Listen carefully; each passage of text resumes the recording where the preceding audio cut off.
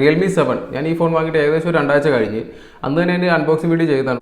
ഞാൻ ഫോൺ വാങ്ങി അൺബോക്സ് ചെയ്തപ്പോൾ എനിക്ക് മനസ്സിലായത് ഇതിൻ്റെ കുറച്ച് നെഗറ്റീവും കാര്യങ്ങളൊക്കെ. അപ്പോൾ എന്നാൽ പിന്നെ കുറച്ച് 2 ആഴ്ച യൂസ് ചെയ്തതിന് ശേഷം അപ്ലോഡ് ചെയ്യാമെന്ന് വിചാരിച്ചു. ഞാൻ ഈ ഫോൺ യൂസ് ചെയ്തു, അതിനുശേഷം മനസ്സിലായ കുറച്ച് കാര്യങ്ങളൂടെ ചേർത്തിട്ടാണ് ഈ വീഡിയോ ചെയ്യുന്നത്.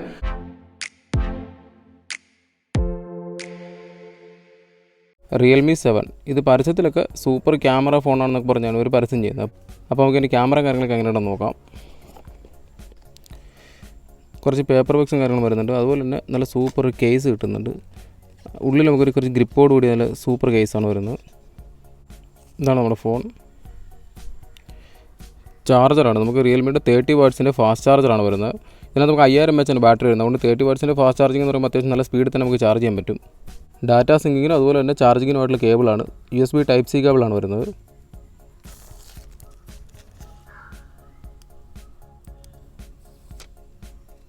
ഫോണിൻ്റെ ബാക്ക് സൈഡ് കാണാനൊക്കെ നല്ല സ്റ്റൈലിഷ് ലുക്കാണ്. വൈറ്റ് കളറിലാണ് ഫോൺ വരുന്നത്. പക്ഷേ ഇത് പൂർണ്ണമായും വൈറ്റ് ആണെന്ന് പറയാൻ പറ്റില്ല. ഫോണിൻ്റെ ബിൽഡ് ക്വാളിറ്റി നോക്കുകയാണെന്നുണ്ടെങ്കിൽ ഫോൺ പൂർണ്ണമായിട്ടും വരുന്നത് പ്ലാസ്റ്റിക്കിലാണ്. ഫോണിൻ്റെ ബാക്ക് സൈഡ് പ്ലാസ്റ്റിക്കാണ്. കണ്ടാൽ നമുക്കൊരു ഗ്ലാസ് ലുക്ക് ഉണ്ട്, പക്ഷേ ഫോൺ ഗ്ലാസ് അല്ല, പ്ലാസ്റ്റിക്കാണ്.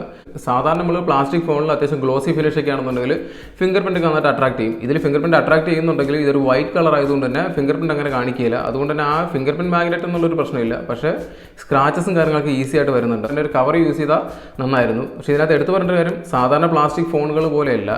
ഈ ഫോൺ നമുക്ക് കൈ കിട്ടിയ ഉടനെ നമുക്ക് പ്ലാസ്റ്റിക് ആണെന്ന് മനസ്സിലാവും. സാധാരണ നമുക്ക് 15,000 പ്രൈസ് റേഞ്ചിൽ വരുന്ന മറ്റുള്ള ഫോണുകൾ കുറച്ച് പ്ലാസ്റ്റിക് ആണെന്നുണ്ടെങ്കിലും നമുക്ക് പിടിക്കുമ്പോഴത്തേക്ക് ഒരു ഹാർഡായിട്ട് തോന്നും, കുറച്ചുകൂടെ ഒരു ബിൽഡ് ക്വാളിറ്റി തോന്നും. നമുക്കിതിൻ്റെ ഫ്രണ്ട് സൈഡ് നോക്കുകയാണെന്നുണ്ടെങ്കിൽ ഗൊറില്ല ഗ്ലാസ് ആണ് വരുന്നത്. പക്ഷേ ഗൊറില്ല ഗ്ലാസ് 3 ആണ് വരുന്നത്, 5 അല്ല. സാധാരണ ഗതിയിൽ നോക്കുകയാണെന്നുണ്ടെങ്കിൽ അണ്ടർ 10,000 അല്ലെങ്കിൽ ഒരു 8,000 പ്രൈസ് റേഞ്ചൊക്കെ വരുന്ന ഫോണിലാണ് നമുക്കൊരു ഗൊറില്ല ഗ്ലാസ് 3 വരുന്നത്. നമുക്ക് ഇതിൻ്റെ പോർട്ടുകളും കാര്യങ്ങളും നോക്കുകയാണെന്നുണ്ടെങ്കിൽ നമുക്ക് USB Type-C പോർട്ടാണ് വരുന്നത്. അതുപോലെ തന്നെ 3.5mm ഹെഡ്ഫോൺ ജാക്കും വരുന്നുണ്ട്. പിന്നെ ഫോണിൻ്റെ സ്പീക്കറും കാര്യങ്ങളും നോക്കുകയാണെന്നുണ്ടെങ്കിൽ സിംഗിൾ സ്പീക്കറാണ് വരുന്നത്. പക്ഷേ നല്ല ലൗഡായിട്ടുള്ള സ്പീക്കറാണ്. പക്ഷേ ലൗഡായിട്ടുള്ള സ്പീക്കർ ആകുമ്പോൾ തന്നെ അതിൻ്റെ നെഗറ്റീവ് പറയുകയാണെന്നുണ്ടെങ്കിൽ നമ്മളിതിൻ്റെ വോളിയം ഏറ്റവും ഹൈ ആയിട്ട് ഇടുമ്പോഴത്തേക്കും സൗണ്ടിന് ചെറിയൊരു പതറച്ച പോലെ തോന്നും. നമുക്കിതിൽ ട്രിപ്പിൾ സ്ലോട്ടാണ് വരുന്നത്. 2 സിമ്മും അതുപോലെ ഒരു മെമ്മറി കാർഡ് യൂസ് ചെയ്യാം.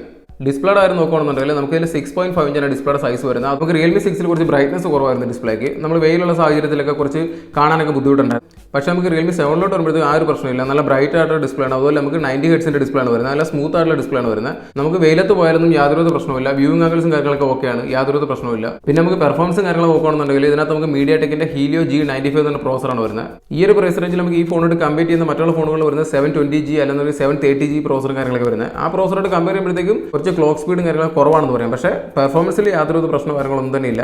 അത്യാവശ്യം ഗെയിമിങ്ങിനൊക്കെ പറ്റിയ പ്രോസറാണ്. ഈ ഫോൺ നമുക്ക് എടുത്തു പറയേണ്ട വേറൊരു കാര്യം എന്താ, റാം മാനേജ്മെന്റ് ആണ്. നമുക്ക് 6 8 ആപ്ലിക്കേഷൻസ് ഒരേ സമയം യൂസ് ചെയ്യുന്നതിന് യാതൊരു പ്രശ്നമില്ല. അത്യാവശ്യം എല്ലാം മെമ്മറി തന്നെ നിൽക്കുന്നുണ്ട്. ഇതിനകത്ത് നെഗറ്റീവ് പറയാനുള്ളത് Realme ഉപയോഗിക്കാത്ത പരസ്യങ്ങളാണ്. സാധാരണ പരസ്യങ്ങൾ ഒരു ഒഴിവാക്കിയിരുന്ന ഫോണിനകത്ത്. പക്ഷേ ഇപ്പം ഈ ഒരു 2 ആഴ്ചയായിട്ട് ഞാൻ പരസ്യങ്ങൾ ബ്ലോക്ക് ചെയ്തിട്ടും അത്യാവശ്യം അവിടെ ഇവിടെയായിട്ട് പരസ്യങ്ങളും കാര്യങ്ങൾ കാണിക്കുന്നുണ്ട്. അതുപോലെ ഫോണിൻ്റെ ഗെയിമിങ്ങിനെ പറ്റി പറയുകയാണെന്നുണ്ടെങ്കിൽ അത്യാവശ്യം ഗെയിമിംഗ് കാര്യങ്ങൾ കളിച്ച് നോക്കി. നമുക്ക് സ്നാപ്ഡ്രാഗണിൻ്റെ 720G ആയിട്ട് കമ്പയർ ചെയ്യുമ്പോഴത്തേക്കും ഗെയിമിംഗ് വലിയ പ്രശ്നമില്ല. പക്ഷേ എനിക്ക് എടുത്തു പറയേണ്ട ഒരു കാര്യം ഹീറ്റിംഗ് ആണ്. ഞാൻ ഫോട്ടോസ് എടുക്കുന്ന സമയത്തായിക്കോട്ടെ അല്ലാന്നുണ്ടെങ്കിൽ ഗെയിം കളിക്കുന്ന സമയത്തായിക്കോട്ടെ അത്യാവശ്യം നന്നായിട്ട് ഹീറ്റ് ആകുന്നുണ്ട്. ഫോട്ടോസ് നമ്മൾ അത്യാവശ്യം കണ്ടിന്യൂസ് കുറച്ച് ഫോട്ടോസും കാര്യങ്ങൾ എടുത്ത് കഴിയുമ്പോഴത്തേക്കും ക്യാമറയുടെ ബാക്ക് സൈഡിലായിട്ട് അത്യാവശ്യം ഹീറ്റിംഗ് ഉണ്ട്. അതുപോലെ തന്നെ നമ്മൾ ഗെയിം കളിക്കുമ്പോഴാണെങ്കിൽ ഒരു 15 മിനിറ്റ് കണ്ടിന്യൂസ് ഗെയിം കളിച്ചിട്ടുണ്ടെങ്കിൽ തന്നെ അത്യാവശ്യം ഹീറ്റ് ആകുന്നുണ്ട്. പക്ഷേ ആ ഹീറ്റ് അങ്ങോട്ട് ഗെയിം കളിക്കുമ്പോൾ ഇപ്പോൾ 15 മിനിറ്റ് ആകുമ്പോൾ ഉണ്ടാകുന്ന ഹീറ്റ് തന്നെ ഉള്ളൂ നമ്മളൊരു അരമണിക്കൂർ കളിക്കുമ്പോഴും. പക്ഷേ അത്യാവശ്യം നല്ല ഹീറ്റ് ഉണ്ട്. പക്ഷേ നമുക്ക് സ്മൂത്ത് ആയിട്ട് തന്നെ ഗെയിം കളിക്കാൻ പറ്റും. അങ്ങനെ ലാഗോ കാര്യങ്ങളൊന്നും തന്നെ ഇല്ല. അത്യാവശ്യം നല്ല സ്മൂത്ത് ആയിട്ട് തന്നെ കളിക്കാൻ പറ്റുന്നുണ്ട്. ചെറിയ ഹീറ്റിങ്ങും ചെറിയ ഫ്രെയിം ഡ്രോപ്സ് ഒഴിവാക്കി നിർത്തി കഴിഞ്ഞാൽ വേറെ പ്രശ്നങ്ങളൊന്നുമില്ല. അത്യാവശ്യം നല്ല സ്മൂത്ത് ആയിട്ട് കളിക്കാൻ പറ്റും നമുക്ക് ഗെയിം.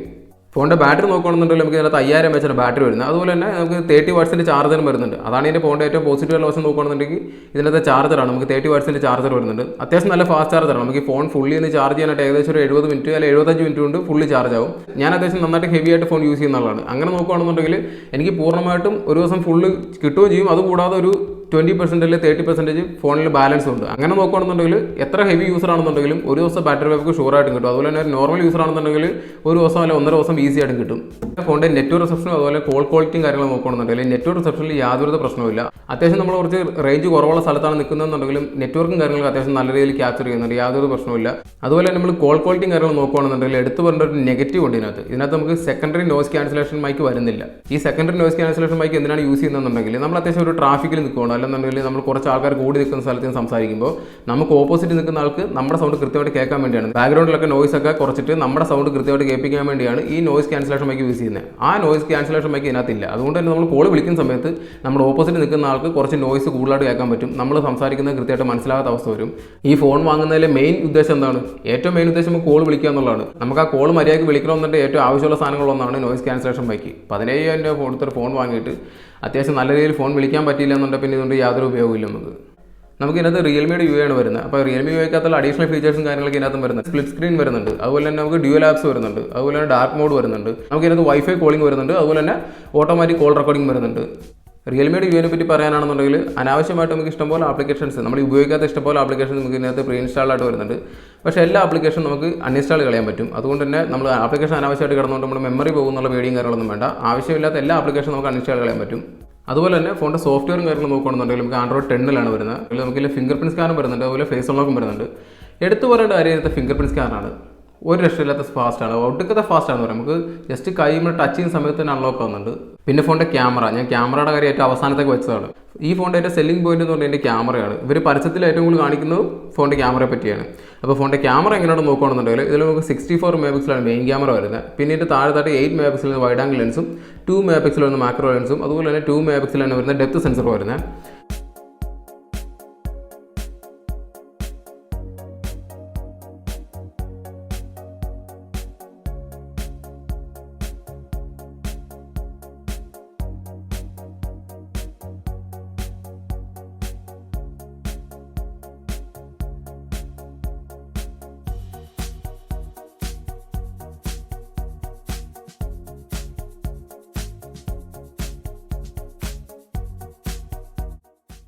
ഫോണിൻ്റെ ക്യാമറയിൽ എനിക്ക് ഏറ്റവും ഇഷ്ടപ്പെട്ട 2 ഫീച്ചേഴ്സ് എന്ന് പറയുന്നത് ഇതിനകത്ത് വരുന്ന മാക്രോ ലെൻസും അതുപോലെ തന്നെ നൈറ്റ് ക്യാമറയാണ്.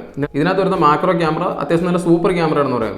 ഇതിലെ മാക്രോ ക്യാമറ വരുന്നത് 2 മെഗാപിക്സൽ ആണെങ്കിലും ഈ ഫോണിലെ മറ്റുള്ള ക്യാമറയായിട്ട് കമ്പയർ ചെയ്യുമ്പോൾ ഏറ്റവും നല്ല ഫോട്ടോസ് കിട്ടുന്നതിനകത്ത് മാക്രോ ക്യാമറയിലാണ്. നമ്മൾ ഇതിലെടുത്ത മാക്രോ ഷോട്ടുകൾ അത്യാവശ്യം സൂം ചെയ്താലും നല്ല ക്വാളിറ്റി ഉള്ള ഫോട്ടോ ആണ് കിട്ടുന്നത്. അത്യാവശ്യം നല്ല ഡെപ്തോട് കൂടിയ, എന്നാൽ കുറച്ച് ഓവർ സാച്ചുറേറ്റഡ് ആണ്, പക്ഷേ അത്യാവശ്യം നല്ല ഫോട്ടോസും കാര്യങ്ങളൊക്കെ നമുക്ക് മാക്രോ ഷോട്ടിൽ കിട്ടുന്നത്. ഇതിനകത്ത് നമുക്ക് ലോ ലൈറ്റ് ഫോട്ടോഗ്രാഫി അല്ലെങ്കിൽ നൈറ്റ് ഷോട്ടുകൾ അത്യാവശ്യം നല്ല ക്വാളിറ്റി ഉള്ള ഫോട്ടോ ആണ്. ഫോണിൽ വരുന്ന മറ്റുള്ള ക്യാമറയായിട്ട് കമ്പയർ ചെയ്യുമ്പോൾ നമുക്ക് ലോ ലൈറ്റ് ഫോട്ടോഗ്രാഫി അത്യാവശ്യം സൂപ്പർ ആണെന്ന് പറയാം. കുറച്ച് വെളിച്ചം കുറഞ്ഞ സാഹചര്യത്തിൽ അല്ലെങ്കിൽ രാത്രിയിലൊക്കെ എടുക്കുന്ന ഫോട്ടോസ് ഇതിനകത്ത് മികച്ച ഫോട്ടോസാണ്. അത്യാവശ്യം നല്ല ക്വാളിറ്റി ഉള്ള ഫോട്ടോ ആണ്. നമുക്ക് നോയ്സും കാര്യങ്ങളൊക്കെ കുറഞ്ഞിട്ട് അത്യാവശ്യം നല്ല ക്വാളിറ്റി ഉള്ള ഫോട്ടോസും കാര്യങ്ങളൊക്കെയാണ് ലോ ലൈറ്റ് ഫോട്ടോഗ്രാഫിൽ നമുക്ക് കിട്ടുന്നത്.